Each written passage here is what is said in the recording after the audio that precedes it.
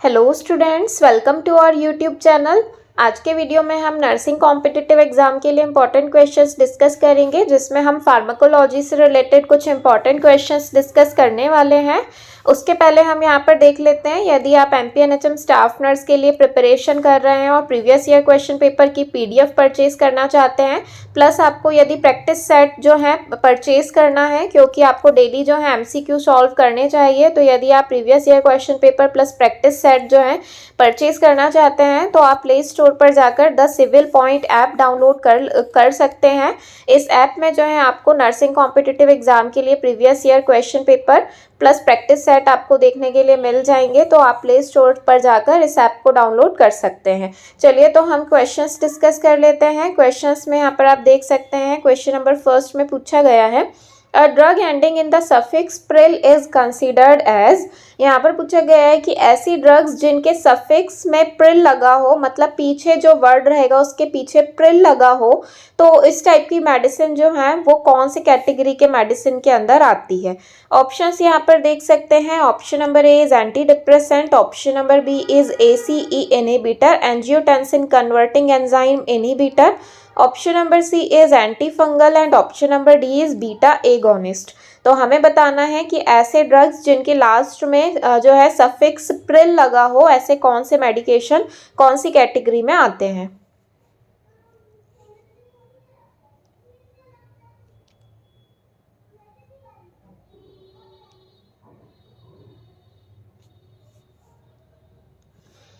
तो यहाँ पर इसका जो राइट आंसर है that is option number B ACE inhibitor, angiotensin converting enzyme inhibitor. जो ड्रग्स होते हैं इनके लास्ट में जो है प्रिल लगा होता है। एग्जाम्पल के लिए आप देख सकते हैं, ACE inhibitor include drugs like captopril, enalapril, ramipril. Angiotensin converting enzyme ACE inhibitor are drug often used to treat high blood pressure. जो ACE इनहिबिटर्स हैं ये मेडिकेशंस जो हैं इनके लास्ट में प्रिल लगा हुआ रहता है, जैसे कैप्टोप्रिल, इनेलाप्रिल, लेजिनोप्रिल, फोसिनोप्रिल, रैमीप्रिल।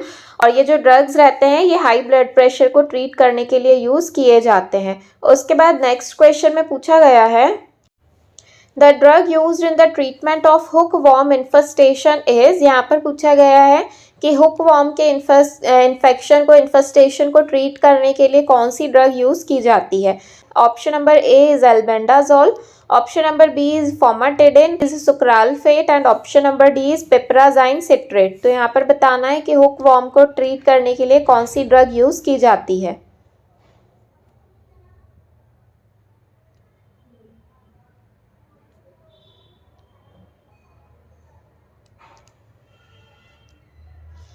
तो यहाँ पर इसका जो राइट आंसर है that is option number A albendazole. Albendazole जो मेडिसिन है ये यूज़ की जाती है हुक वॉर्म को ट्रीट करने के लिए। 400 mg जो है इसका डोज रहता है, और जो छोटे चिल्ड्रंस होते हैं उनको ये जो है मेडिसिन एडमिनिस्टर की जाती है, क्योंकि मोस्टली हुक वॉर्म होने के चांसेस छोटे चिल्ड्रंस को होते हैं। उसके बाद पूछा गया है sucralfate is useful in the treatment of. यहाँ पर पूछा गया है जो सुक्रालफेट मेडिसिन है ये किस चीज़ को ट्रीट करने के लिए यूज़ की जाती है। Option number A is fluid deficient, option number B is fluid overload, option number C is peptic ulcer, या फिर ऑप्शन नंबर डी पेरिटोनाइटिस। तो जो सुक्रालफेट है ये किस चीज़ के ट्रीटमेंट के लिए यूज़ किया जाता है।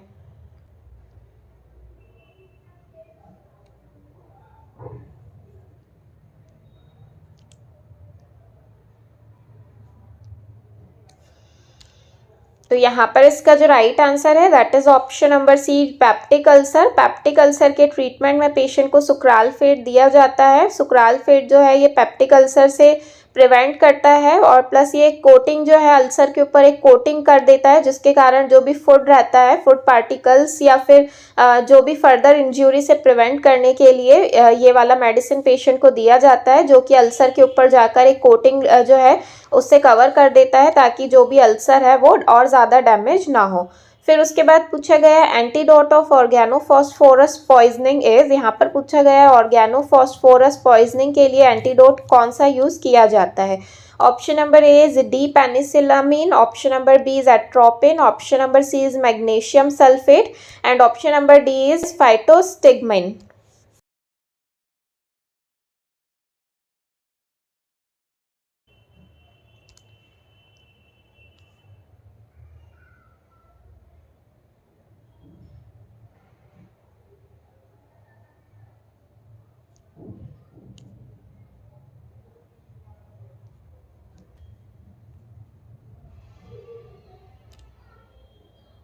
तो यहाँ पर इसका जो राइट आंसर है that is option number B, atropine.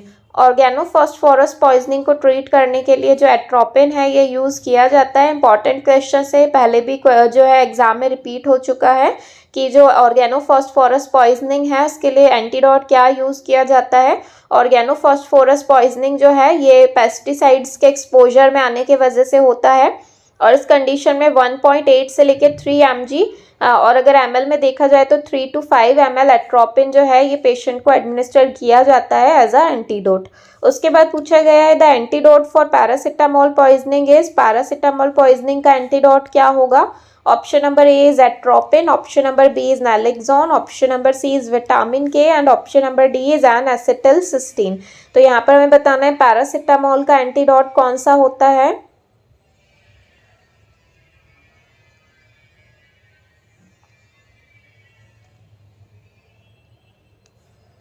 तो यहाँ पर इसका जो राइट आंसर है that is option number D, N acetylcysteine. N acetylcysteine जो है ये पैरासिटामोल का एंटीडोट रहता है।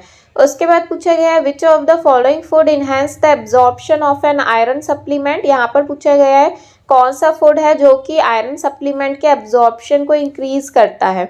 Option number A is baked potatoes, option number B is orange juice, option number C is green beans and option number D is fortified milk. तो हमें बताना है कि आयरन के एब्जॉर्प्शन को इंक्रीज कौन सा फूड मटेरियल यहाँ पर इनमें से करता है।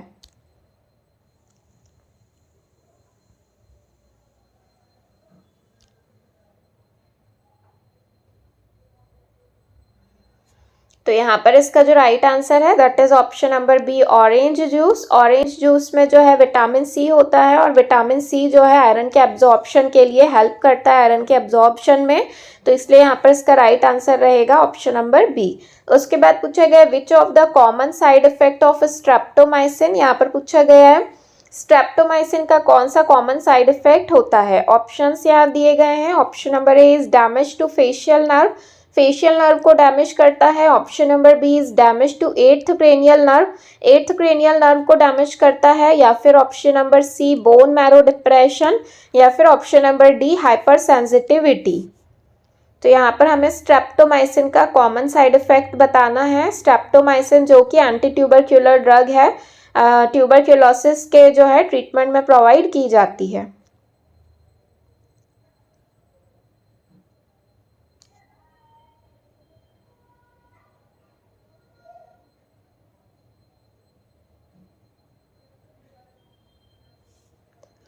तो यहाँ पर इसका जो राइट आंसर है that is option number B, damage to eighth cranial nerve.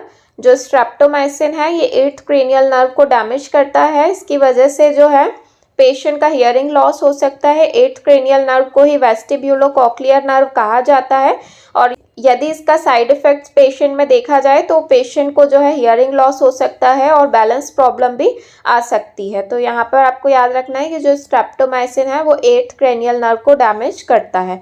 उसके बाद पूछा गया है the study of absorption, distribution, metabolism and excretion of drug is referred as.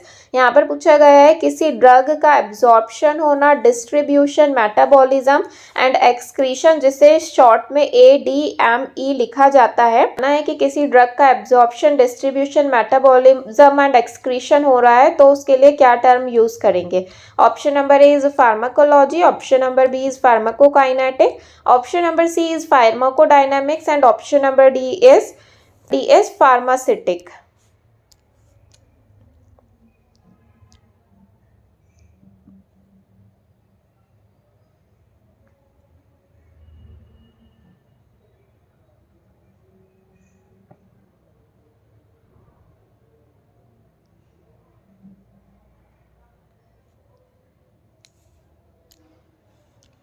तो यहाँ पर इसका जो राइट आंसर है that is option number B, pharmacokinetics. Pharmacokinetics मतलब कि जो ड्रग का मूवमेंट है, कि जो ड्रग है वो हमारे बॉडी में कैसे कैसे जा रही है, कैसे मूव कर रही है, किस तरीके से एब्जॉर्प्शन हो रहा है, कैसे डिस्ट्रीब्यूशन हो रहा है, कैसे मेटाबॉलिज्म एंड एक्सक्रीशन हो रहा है, तो इसे फार्माकोकाइनेटिक कहा जाता है।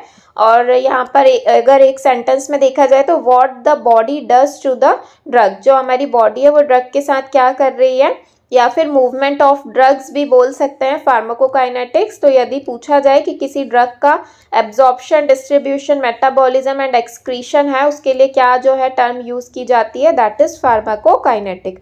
उसके बाद पूछा गया digoxin is not given when heart rate is. यहाँ पर पूछा गया डिजॉक्सिन हमें कब नहीं देना है, कितनी हार्ट रेट रहे तब। Option number A is below 50 से बिलो रहे तब नहीं देना है, या फिर option number B below 60, option number C is above 70 and option number D is above 80। तो हमें बताना है कि जो डिजॉक्सिन है इसे हार्ट वाले पेशेंट हार्ट रेट जो है कितनी होने पर हमें नहीं देना है।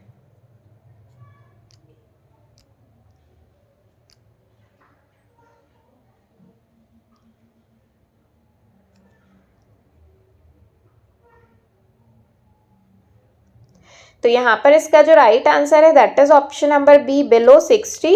यदि हार्ट रेट है पेशेंट की 60 से कम हो गई है तो हमें वो पेशेंट को नहीं एडमिनिस्टर करना है डिजॉक्सिन, क्योंकि जो डिजॉक्सिन है ये क्या करती है, हार्ट रेट को और डिक्रीज कर देती है। हमें पेशेंट को डिजॉक्सिन जो है वो अगर हार्ट रेट 60 से बिलो है तो पेशेंट को एडमिनिस्टर नहीं करना है।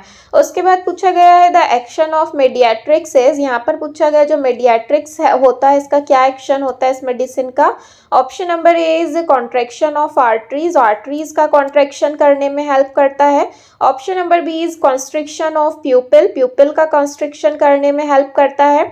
Option number C is dilatation of arteries, या फिर option number D dilation of the pupil. तो हमें बताना है कि जो मीडियाट्रिक्स ड्रग हैं वो क्या एक्शन परफॉर्म करती हैं।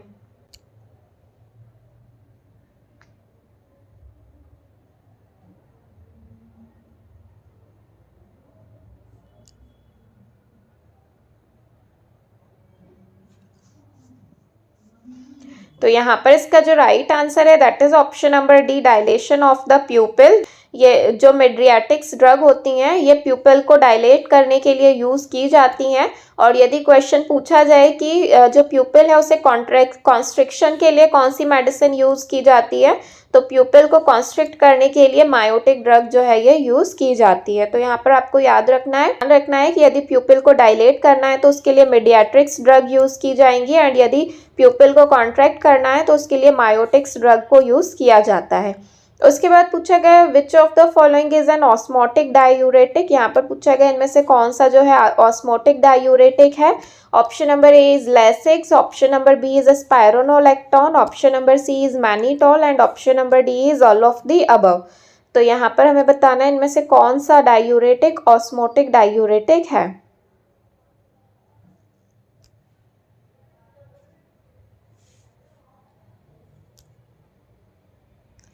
तो यहाँ पर इसका जो राइट आंसर है that is option number C mannitol. Mannitol जो है ये ऑस्मोटिक डायूरेटिक के अंदर आता है। यदि पेशेंट का आईसीपी इंट्राक्रेनियल प्रेशर इंक्रीज हो रहा हो तो उस कंडीशन में हम पेशेंट को मैनिटोल लगाते हैं।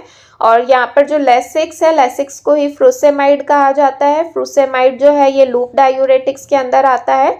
यदि हार्ट फेलियर वाली कंडीशन है, ज़्यादा फ्लूइड बिल्डअप हो रहा है, तो उस कंडीशन में जो है लेसिक्स फ्रूसेमाइड एडमिनिस्टर किया जाता है। और स्पायरोनोलेक्टोन जो है ये पोटेशियम स्पेयरिंग डायूरेटिक है, और ये भी जो है heart failure, high blood pressure वाली कंडीशन में पेशेंट को दिया जाता है।